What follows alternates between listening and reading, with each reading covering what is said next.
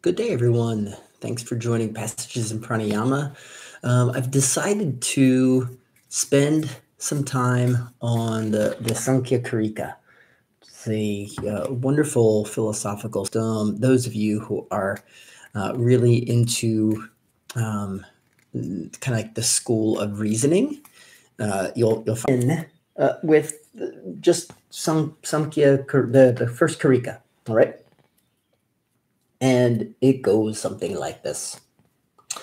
On account of affliction from threefold misery, inquiry should be instituted into the means for its removal.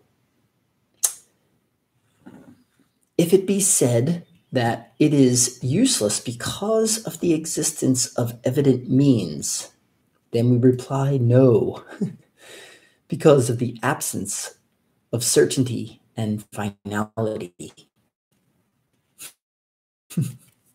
So this is great. Kapila, right off the bat, is well, first off, the threefold misery, which we'll get into. This is probably one of the more important parts of this Karika. But suffering. When we think about the practice of yoga, and I know I'm using that term in its broadest means. I'm not just talking about being on your mat, even though you can apply it there. Ideally, the practices of yoga involve one, moving from a state of dukkha, meaning misery, suffering, to a state of sukha, right? Lightness and ease, right? So that's, its most fundamental reason why the practices of yoga are there, right? So that we can move from a state of suffering to a state of ease. And how do we do that? And it's stated right here in this first Karika. On account of the affliction from threefold misery, inquiry should be instituted into the means for its removal. So often we suffer and we don't explore the deep reasons. So we might find that very superficial reason why we might be suffering, but we have to look much deeper, right? And this is where, of course, the practices of yoga, or the actual practices of yoga, meditation, breath work, and so on, even asana practice, can be instituted.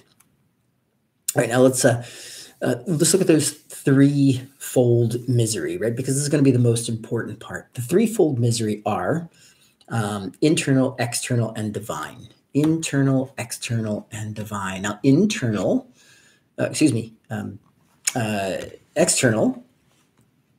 right, we have, yes, internal and external. The internal is twofold, right? Bodily and mental, right? Bodily and mental. All right, so this bodily meaning, right, the body ends up conditioning the mind through, some of the suffering it might feel, any pain it might feel.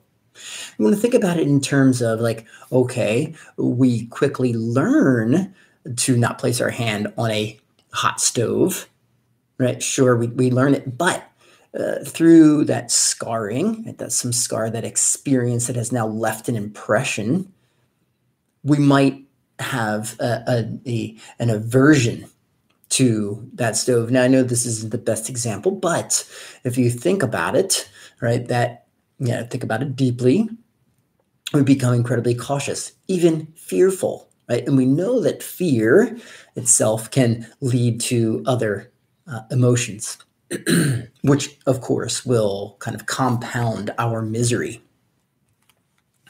All right. So bodily and mental, and of course we have our aches and our pains and all that stuff, and we feel a natural sense of suffering because of it. Now, so what is the most practical way to get around something like that? Well, it is to be expected, right?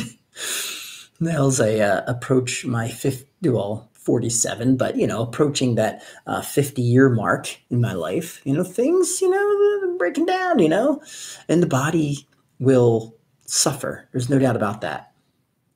And what ends up happening is that the mind suffers because of it as well. So part of this kind of natural degradation of the body is to accept that this is what happens, right? It's like going with the flow. That's it, right? We're going with the flow. If we go against it, it's like, oh, I remember when I was 20 some years old and yada, yada, yada. This is how I used to feel. But that isn't what it is.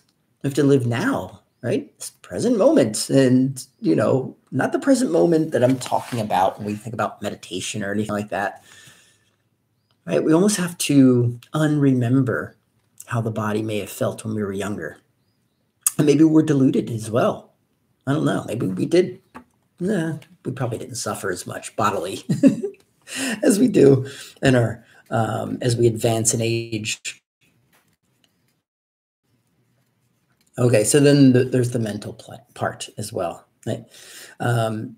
The internal, right? The second part, twofold, right? We have the body and then we have the mental part as well. As I mentioned, right? Sometimes the body will lead to the, kind of that internal suffering as well, right? So we have like these mental sufferings that come up that we, need to resolve and really reason through. Like, why are they there? As Kapila says, inquiry should be instituted, right? Why is it we feel great sadness? What's the source of that, great sadness or anxiety? All right, so internal, twofold, bodily and mental. Then we have the external, right? So this, yes, internal, external. External. So this is where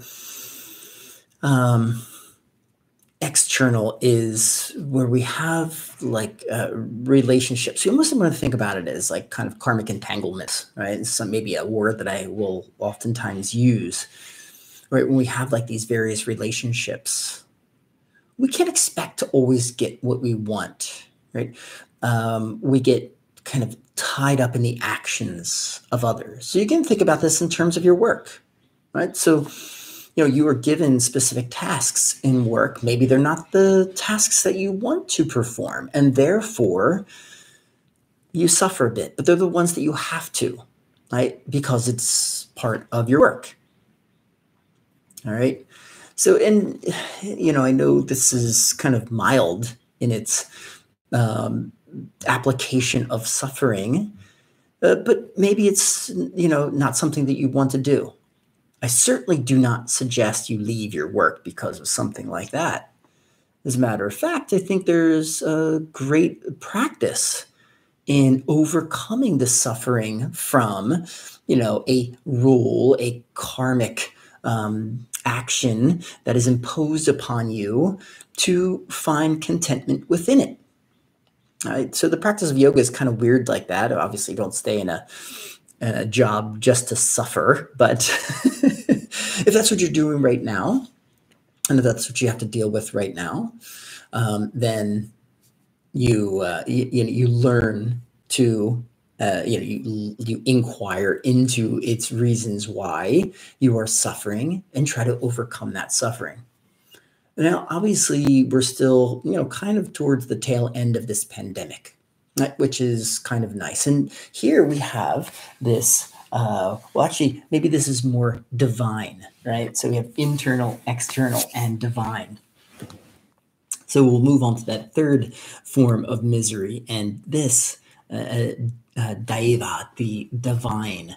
And so what does this mean, right? Storms and, earthquakes and, things of nature. Right? So we have the pandemic is a kind of perfect example, if you will, right? Is a thing kind of born of nature or of the divine, if you will, that has caused great misery for a lot of people and loss of life. There's a lot of suffering that comes along with that as well. Again, we look to the source of why something like a pandemic might happen. Yes, as a practicing Taoist, it's like this is what happens with nature, right? Nature's going to unfold the way it's going to unfold, and its rules are always going to be imposed upon us. In this realization, hopefully we overcome some of that suffering. So part of it is an acceptance of what is, especially for the external and divine, that we accept what is happening because these are forces that are happening outside of ourselves. When you think about internal, a lot of times we have great control over how we are behaving, right? How we are kind of reconditioning ourselves. When it comes to these external and divine forces, on the other hand, we don't have a choice necessarily. Right? We are entangled in their actions. We are entangled into those karmic actions that are imposed upon us. And therefore, one of the best ways to overcome them is to accept that this is, how things are happening, are unfolding in front of us, and to be content and learn to deal with them. Don't run away, right? Don't be averse to them. And on the opposite of that as well, don't fully embrace those things, right? Is the great practice of non-excitement is so important, right? When we, it's like winning a lottery, right? Becoming overjoyed can have its devastation as well, lead to misery as well. So be mindful of that. Okay. So that's the first Karika. I'm going to work my way through this book, all right, through this philosophical system. It's really great. And if you want to read along with me, I'm reading this Gaudapada version of it. Okay, now let's sit nice and tall. We'll do some pranayama. Lately, I've been into sinus dilation, right? So sinus dilation. For those of you who do pranayama practice pretty regularly, you probably don't need to worry about sinus dilation. I just got my second shot for my second vaccine shot, and oh boy, did I suffer. Whew. Both Diana and I were pretty banged up yesterday, and we had some symptoms, including some swelling of the sinuses. Right, so deep breathing, of course, is a great way to dilate your sinus, kind of open things up. Okay, so the only thing we're going to do today, I'm going to do 10 deep breaths. Right, I'm just going to breathe along with you. It's something that we commonly do at the end of our Ashtanga practice. So if you're familiar with that, then you will know. All right, sit up nice and tall. Your eyes might be closed. Ears, shoulders, hips aligned. Relax your face, and set your hands, maybe gum mudra upon your knees, palms up. First inhale, and exhale. Right, control, do your best. Inhale, exhale.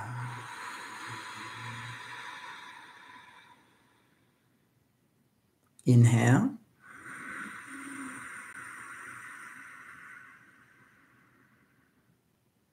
exhale.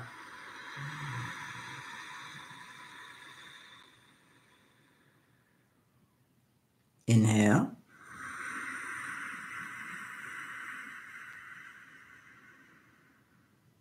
Exhale.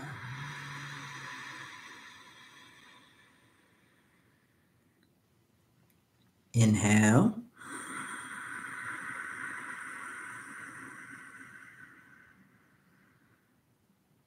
Exhale. Of course, just breathing through your nose. Inhale.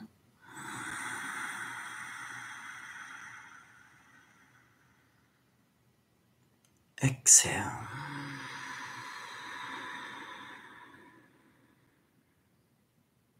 Inhale.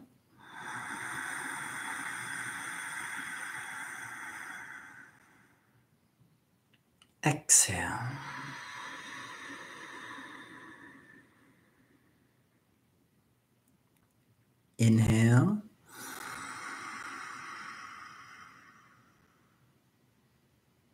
Exhale.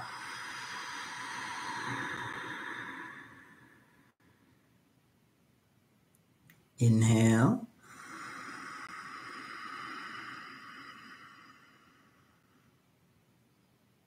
Exhale.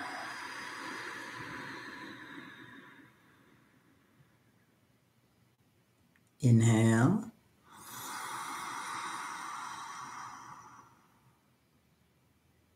Exhale.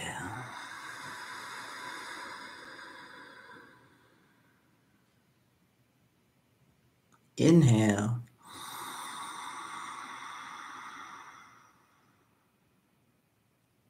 And exhale. And now loosen control of your breathing. And we'll take a few moments of quiet meditation, right? Reflecting on those three states of misery and how we might overcome them: internal, external, and divine.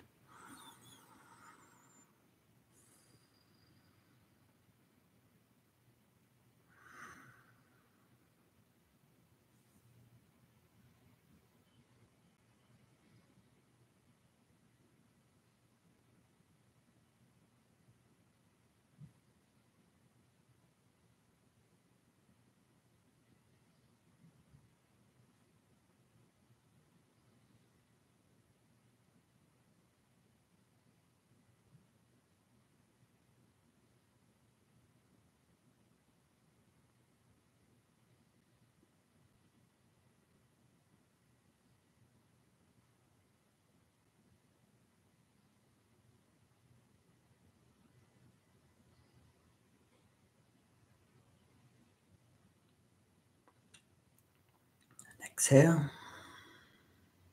Deep inhale, shoulders rise. And exhale out through your mouth. Shoulders roll back and down. I want to thank you so much. I really appreciate you hanging out with me today. Samkhya, Karika, if you'd like to follow along, I'll probably be spending the next few months really working on this during passages in Pranayama. Everybody have a wonderful day. All right. Namaste. Peace, peace, peace.